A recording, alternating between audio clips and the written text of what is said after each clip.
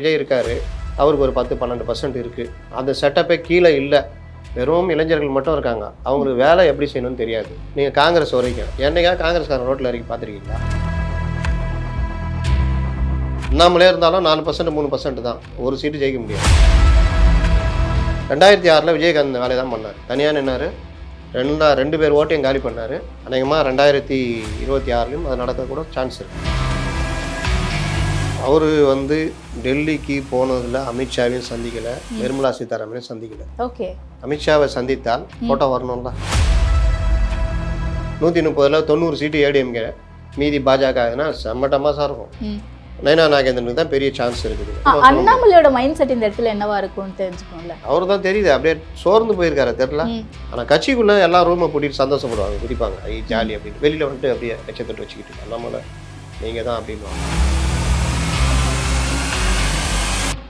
முதுகு வலியா, மூட்டு வலியா, கை கால் நீட்ட மடக்க இயலாமையா? அறுவை சிகிச்சை இல்லா குணம். டாக்டர் ஸ்ரீவர்மாஸ் பிசிஆர் மகாராஜா தைலம். சம்மர் ஹாலிடேஸ் வந்தாச்சு, நம்ம ஜிடி ஹாலிடேஸும் வந்தாச்சு. GT Holidays, South India's #1 travel brand. Access Vibe and IFT Productions presents Majawa London with Asal Kolaru, happening on April 26th. Tickets link in the description. அப்போ செங்கோட்டையன் அவர்கள் ஏன் திரும்பவும் போய் தனியாக சந்திச்சுட்டு வரணும் டெல்லி போய்? அவர் வந்து டெல்லிக்கு போனதில் அமித்ஷாவையும் சந்திக்கலை, நிர்மலா சீதாராமனையும் சந்திக்கலை. ஓகே, அமித்ஷாவை சந்தித்தால் ஃபோட்டோ வரணும்ல. ரகசிய சந்திப்பு. ஏன் ஊருக்கே தெரியுது, அப்புறம் என்ன ரகசிய சந்திப்பு? அவர் போனது வீரமங்கை வேலுநாச்சியார் நாடகம் டெல்லியில் நடந்தது. டெல்லி கவர்மெண்ட்டு நடத்துனாங்க. அதில் கொங்கு மண்டலத்துலேருந்து இவர் எஸ்பி வேலுமணி, இவங்க வானதி சீனிவாசன் எல்லாம் கலந்துக்கிட்டாங்க. ராஜ்நாத் சிங் தான் அதில் சீஃப் கெஸ்ட்டு. ஓகே, இதில் அவர் போய் கலந்துட்டு வந்துட்டார், அவ்வளோதான். அப்புறம் நேற்று போயிட்டாருன்ட்டாங்க. அது இங்கே டபுள் ஆக்ஷன் போல், இங்கே சட்டசபையிலும் இருக்காரு, அங்கேயும் போயிட்டார். ஆமாம். அப்புறம் நிர்மலா சீதாராமனை சந்தித்தார், ஒரு ஃபோட்டோ போடுறாங்க. அது பழைய ஃபோட்டோ, இப்போலாம் அவங்க டையே அடிக்கிறது இல்லை, கருப்பாகிற முடியல போட்ட ஃபோட்டோ. இது எல்லாமே வந்து நம்ம ஆட்களுக்கு என்ன தெரியுமா, ஏன்பா போட்டேன், அவன் போட்டான் சார், அவனை கூப்பிட்டு ஏன் போட்டேன், இந்த அவர் போட்டார் சார், தான் நான் போட்டேன். அவரை கூப்பிட்டு போட்டா ஏங்க சோர்ஸ் சொல்லிச்சு, என்ன சோர்ஸ், எவனா ஒருத்தன் சொல்லியிருப்பான், அவ்வளோதான். என்ன விசாரிக்கிறது ஏது எதுவுமே கிடையாது. 10 நாளைக்கு முன்னாடி இந்த கூட்டணி பேசும் பொழுது எங்களுக்கெல்லாம் வந்த தகவல், அண்ணாமலை மாற்றணும்னு உறுதியாக நிற்கிறாங்க அப்படின்னு. நயனா நாகேந்திரன் தான் அடுத்த சாய்ஸ்னு யோசிக்கிறாங்க அப்படின்னு. அப்போ கூட உறுதியாக நம்மளாம் எங்கேயுமே பேசலை. இப்படி இருக்குது, வாய்ப்பு இருக்குது. இப்போ கூட நான் சொல்கிறேன், இந்த செகண்டில் கூட மாறலாம், அரசியலில் எதுவும் நடக்கலாம். ஓகே, ஆனால் பெரும்பாலும் அண்ணாமலை மாற்றப்பட வாய்ப்பு இருக்குது.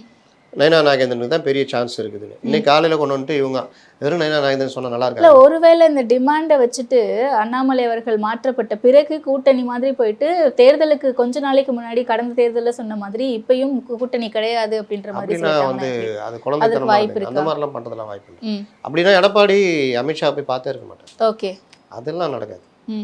உங்களுக்கு எல்லாம் பேசி அண்ணன் பேசிட்டேண்ணே, எல்லாம் என்ன எப்பண்ணா வரீங்க கேட்குறாங்கண்ணே, இல்லைப்பா வரல, இப்படியே போய் லாஸ்ட்டில் அண்ணா வந்தண்ணே நீங்கள் சொன்னீங்க நான் கேட்டோண்ணே, தாவேக்கா வரலண்ணே, அவங்களும் யாரும் வரலண்ணே, வெவிகாவில் போட்டு ஒட்டினதாண்ணே, வரமாட்டாங்கண்ணே.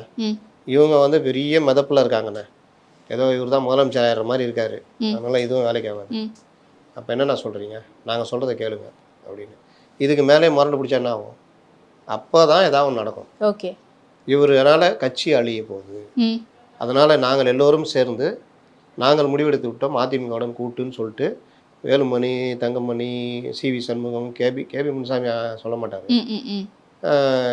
செங்கோட்டையன் எல்லாம் சேர்ந்து அறிவிச்சாங்கன்னா எடப்பாடி என்ன பண்ண முடியும்? ஓகே, கட்சி உடையும். அப்போ கட்சி ஒற்றுமை முக்கியம், நேரத்துக்கேற்ற நடவடிக்கை முடிவு எடுக்கிறது முக்கியம். அதெல்லாம் ஏங்க நான் வந்து சிறுபான்மை மக்களுக்கு துணையாக நிற்கிறேன், சிறைவாசிகளை தனி தீர்மானம் கொண்டு வரேன், எல்லாம் நான் போய் பாஜக கூட இல்லை அப்படின்லாம் சொல்லி நின்னோம். 2024 யார் ஓட்டு போட்டா? இவங்க இந்த பிரச்சாரத்தை தானே இவங்க நம்பினாங்க, கள்ள உறவு. அப்போ நீங்கள் நாணயத்துக்கு கூட்டு வந்தீங்களா, அது என்ன உறவு? அப்போ இந்த பிரச்சாரத்துக்கு அவங்க ஜனங்களே தான் வராங்க. அப்போது ஒரு கட்டத்துக்கு மேலே விஜய் சொல்கிறாருல, பாஜக என்ன சக்தி, சித்தாந்த எதிரி, பாசிஸ்டுகள் உள்ளே வரக்கூடாது, பாசிஸ்டுகள் உள்ளே வரக்கூடாதுல்ல, உள்ளே வராமல் தடுக்கிற கடமை உங்களுக்கு இருக்குல்ல. அப்போ நீங்கள் வந்து அந்த தடுக்கிற கடமையுடைய முதல் படி அதிமுக கூட கூட்டணி சேர்ந்தால் அவங்களால ஒன்றும் பண்ண முடியாதுல்ல, ஒன்றும் இல்லாமல் போயிடுவாங்க. அண்ணாமலே இருந்தாலும் 4% 3% தான், ஒரு சீட்டு ஜெயிக்க முடியாது. அதை தானே நீங்கள் பண்ணணும்.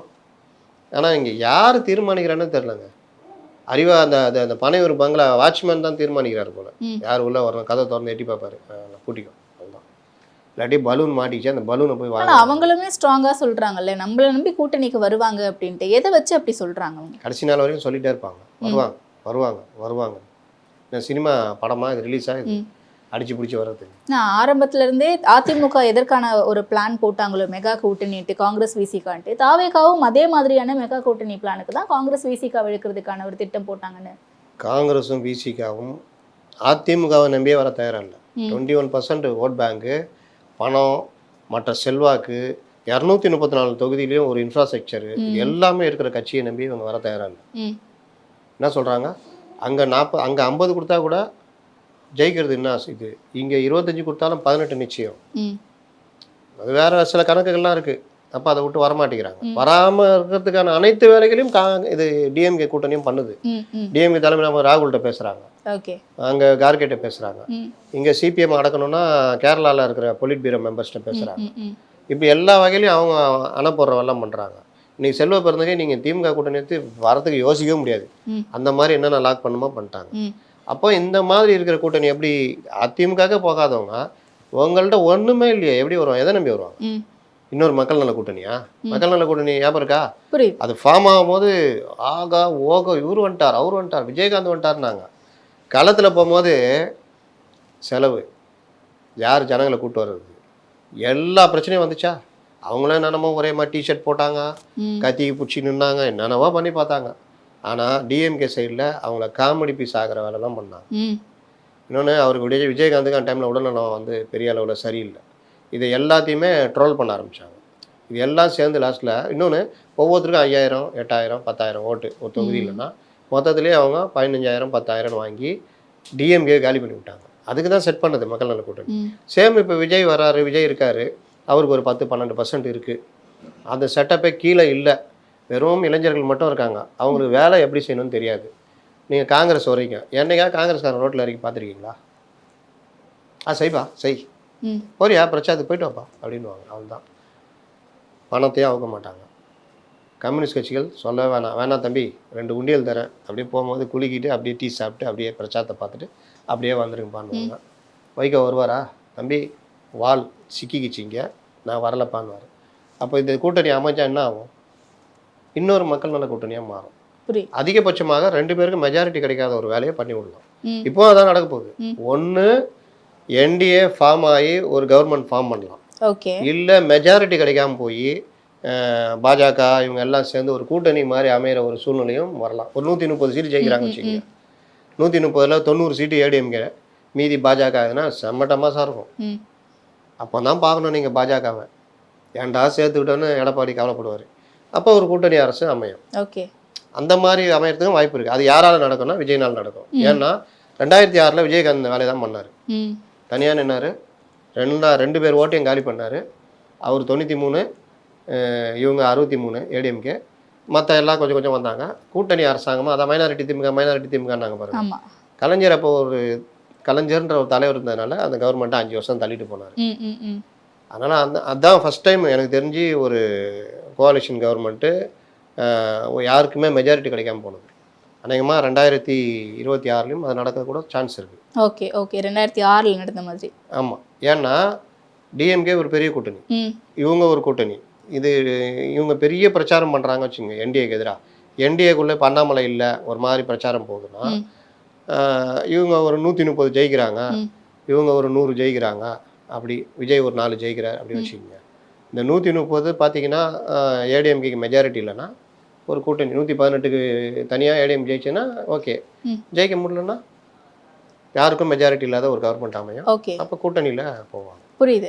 இன்னொரு விஷயம், பாஜகவில் இந்த தலைமை மாற்றம் அப்படிங்கிறத உள்ள கட்சிக்குள்ளே இருக்கவங்க எப்படி பார்ப்பாங்க? ஏன்னா அண்ணாமலை மேலே ஆல்ரெடி இருக்க நிறைய பேர் வந்து பல அதிருப்தியில் இருக்காங்க, நிறைய பேர் அதை கம்ப்ளைண்ட்ஸாகவும் ரெஜிஸ்டர் பண்ணிட்டாங்க அமித்ஷா அவர்கள்கிட்ட. இந்த மாதிரியான தகவல்கள்லாம் கசிந்துட்டே இருக்குல்ல, இதை எப்படி புரிஞ்சுக்கலாம்? அதெல்லாம் உண்மைதானா? ஃபஸ்ட்டு உறங்கி கொண்டிருந்த கமலாலயத்தை அப்படியே மாற்றி ஒரு பரபரப்பாகினவர் அண்ணாமலை. அதில் யாருக்கும் மாற்றுக்கருத்து இருக்க முடியாது, உங்களுக்கும் இருக்காதுன்னு நினைக்கிறேன்.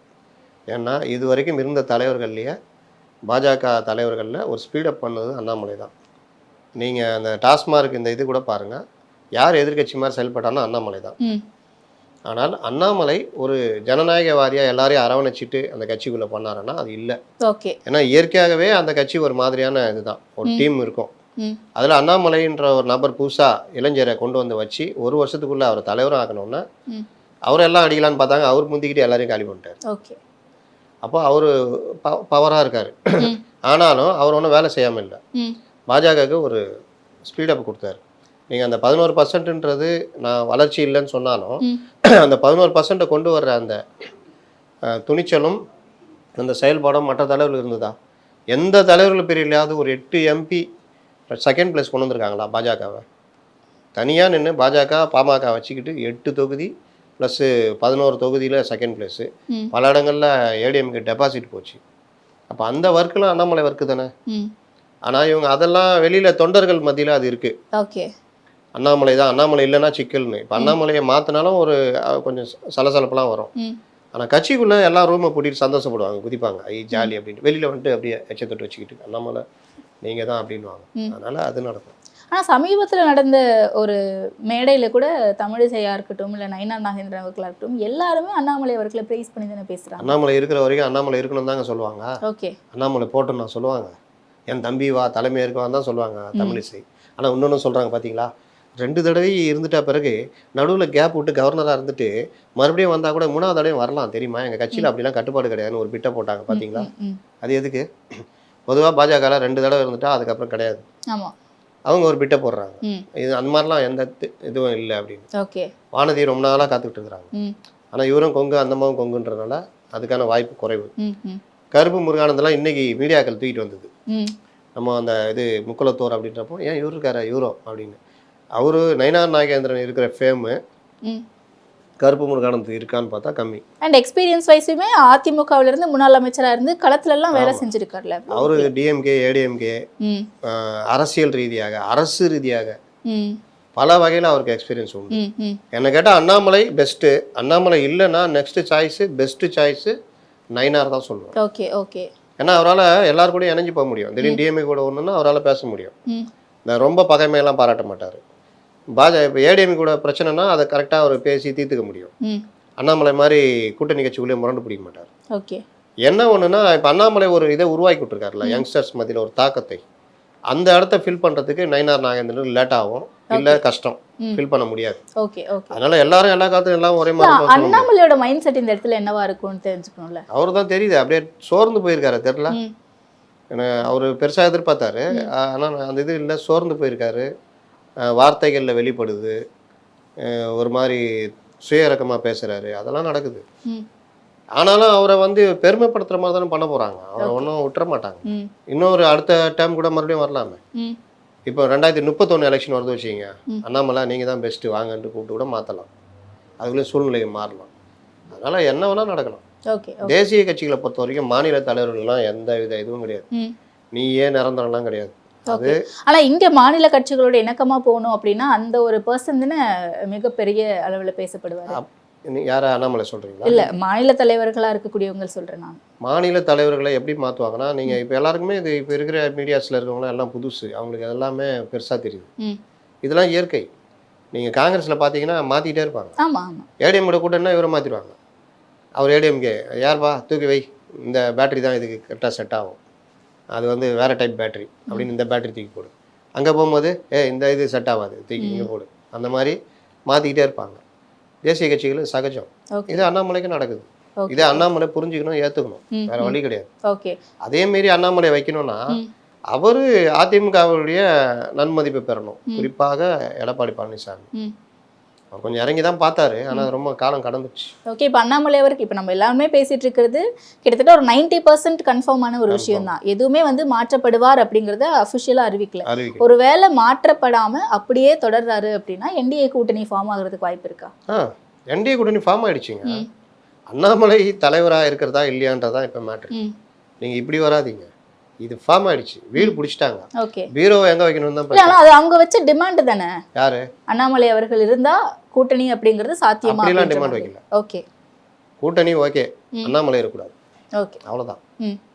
இல்லை அது பேசிக்கலாம், அது பண்ணலாம். இல்லைங்க இதில் நான் உறுதியாக இருக்கிறேன், அவங்களுக்கும் ஒன்றும் பிரச்சனை இல்லை. சரிம்மா வாங்க அண்ணாமலை இங்கே வந்துருங்க, நீங்கள் பார்த்துங்க நயினார் அவ்வளோதான். தேர்தலை சந்திக்க போகிறாங்க.